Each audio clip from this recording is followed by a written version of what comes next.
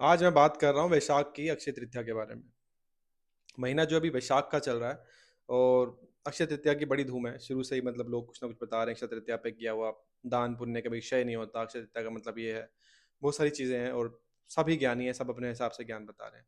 तो मेरी धर्मपत्नी के आग्रह करने पर उसने मुझे बोला कि आप भी एक वीडियो बनाओ इस पे। मैंने कहा ठीक है, मैं भी बनाने की कोशिश करता हूँ। तो सबसे पहले हमें समझना पड़ेगा कि अभी जो महीना चल रहा है वो चल रहा है वैशाख का। और तृतीया, तृतीया तिथि है जिसके बारे में बात कर रहे हैं। अक्षय तृतीया, अक्षय का मतलब है कि किसी भी ऐसी मतलब कोई भी ऐसी चीज का कभी क्षय नहीं होता।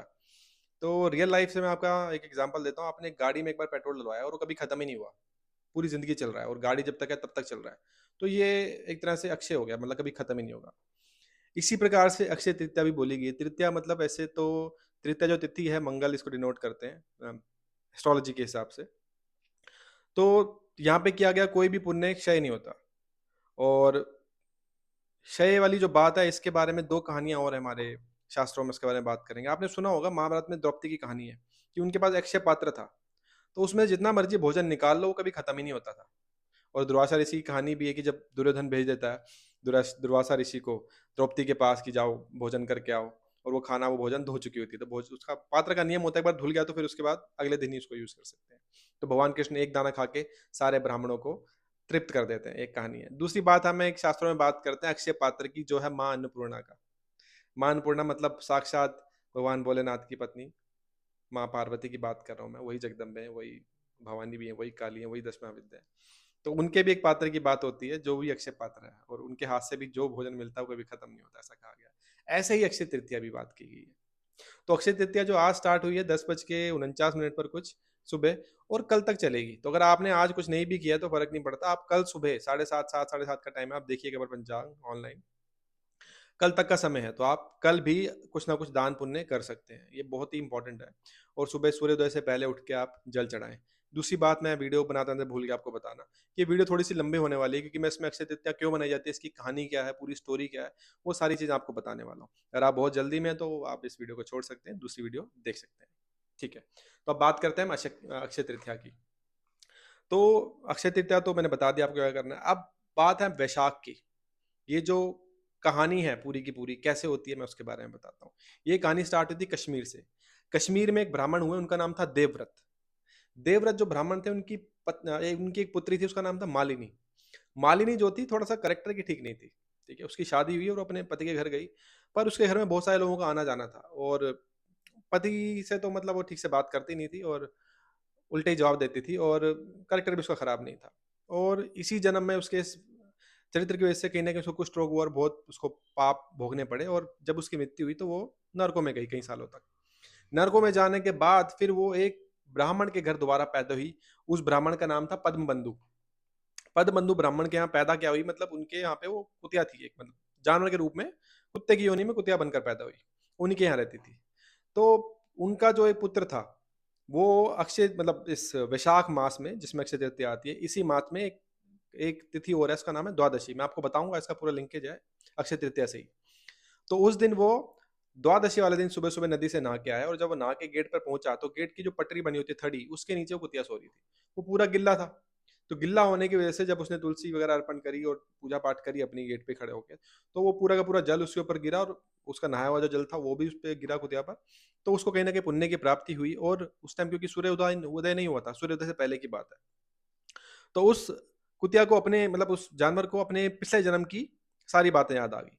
तो वो उस ब्राह्मण पुत्र से आग्रह करने लगी कि भाई, आपके इस छोटे से कृत्य से मेरा मतलब पूर्व जन्म की मेरे को पता चल गया कि मैंने क्या क्या किया था। और कहीं ना कहीं मतलब मैं चाहती हूँ कि आप मेरी मदद करें इस मतलब जानवर की योनि से मुक्त करने में। पर वो पुत्र जो होता है वो थोड़ा सा नासमझ होता है, और वो ये बोलता है कि नहीं। वो कहता है कि अगर दूध में मिली हुई मिश्री अगर सांप को पिलाई जाए तो वो सब विष ही हो जाएगा। तो पापी आदमी को कोई भी पुण्य फल देने का फायदा नहीं है। तो मैं ऐसा नहीं करूंगा। ये सोच के बड़ी उसका दिल दुखी होता है, और वो जाती है अपने उनके पिता के पास। पिता के पास जाती है। पिता का नाम मैं आपको बता चुका हूँ, पद्म बंधु। पद्म बंधु जो ब्राह्मण होते हैं अपने पुत्र को कहते हैं, ये बहुत ही गलत बात है। हमारे मानस में एक श्लोक है, परहित बस जिनके मन माही, तिन कहूँ जग दुर्लभ कछु नाही। भगवान राम कहते हैं जो भी दूसरों का परहित चाहते हैं, मतलब भला चाहते हैं, तो उनको इस जीवन में कोई भी ऐसी चीज नहीं है जो दुर्लभ हो। तो उसके बारे में बताते हैं उनको किसके बारे में। एक कहानी बताते हैं वो सबसे पहले राजा शिवी की। राजा शिवी जो हुए ना, कबूतर की जान बचाने के लिए अपने शरीर से मांस दे दिया था बाज को, ठीक है? एक कहानी तो ये है। और दूसरी कहानी है राजा मतलब ऋषि दधीचि की।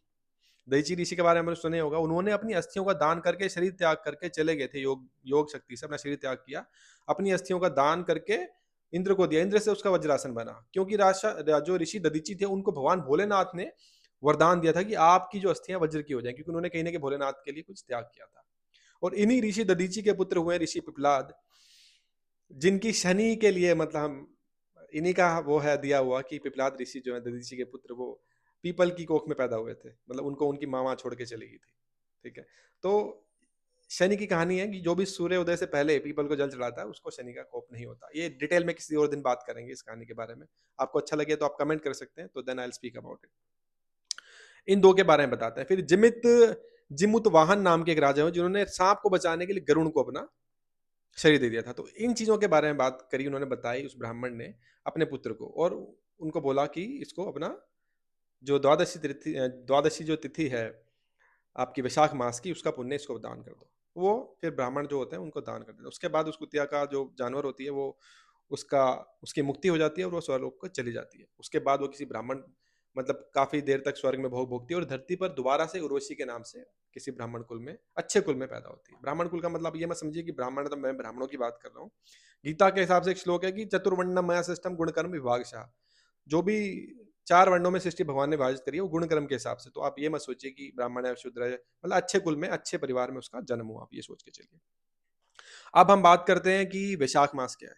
वैशाख मास बहुत ही इंपॉर्टेंट मास है। आपने सुना होगा कि हमारे शास्त्रों में हमने बात करी है एक समुद्र मंथन की। तो आप ये सोचिए कि मंथन से जो हमें अमृत प्राप्त हुआ था वो कब प्राप्त हुआ था, मतलब कब पैदा हुआ है वो? सोच सकते हैं आप? नहीं, मैं बताता हूँ आपको। ये एकादशी तिथि को, जो भगवान नारायण के लिए सबसे इंपॉर्टेंट बोली गई है, एकादशी तिथि को अमृत कलश आया था, ठीक है? द्वादशी को भगवान ने उसकी रक्षा करी थी, और त्रयोदशी को, ठीक है, एकादशी द्वादशी को रक्षा करी, त्रयोदशी को देवताओं को पिला दिया था, वो उसका पान कराया था। तो त्रयोदशी, चतुर्दशी और पूर्णिमा, ये जो है 5 जो दिन है, ये जो 3 दिन है, ये बहुत इंपॉर्टेंट है। इन 3 दिनों पे देवताओं ने वरदान दिया है मनुष्यों को कि जो भी इन 3 दिनों पे कोई भी मतलब पुण्य करता है या फिर कोई भी दान करता है, उसका फल अक्षय हो जाता है। मतलब हमेशा उसी पेट्रोल की तरह है गाड़ी वाले, जो कभी खत्म नहीं होने वाला। वो हमेशा आपकी रक्षा करेगा। तो ये 3 तिथियाँ बहुत इंपॉर्टेंट है, और कहा जाता है कि जो सबसे पहले गीता जी की बात की गई, जो गीता का पाठ करता है इन 3 दिनों में, ठीक है? उसको मतलब कहते हैं कि अश्वमेध यज्ञ के बराबर पुण्य प्राप्त होता है हर रोज, ठीक है?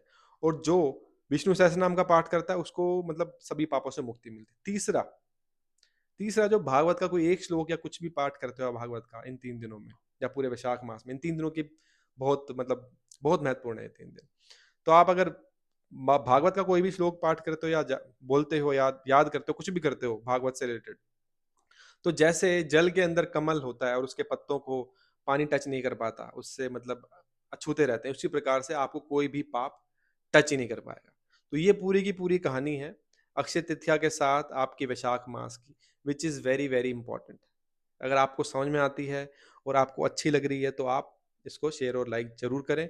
बहुत डिटेल में वैसे स्टोरी मैंने आपको बहुत छोटे में बताई है, और आप इसके बारे में और अधिक जानना चाहते हैं तो आप स्कंद पुराण, जो हमारा एक पुराणों में से एक पुराण है, स्कंद पुराण रेफर कर सकते हैं। स्कंद मतलब भगवान जो भोलेनाथ है उनके पुत्र कार्तिकेय को कहा जाता है, और पूरे साउथ में स्कंद पुराण पढ़ी जाती है। That's very very important Purana.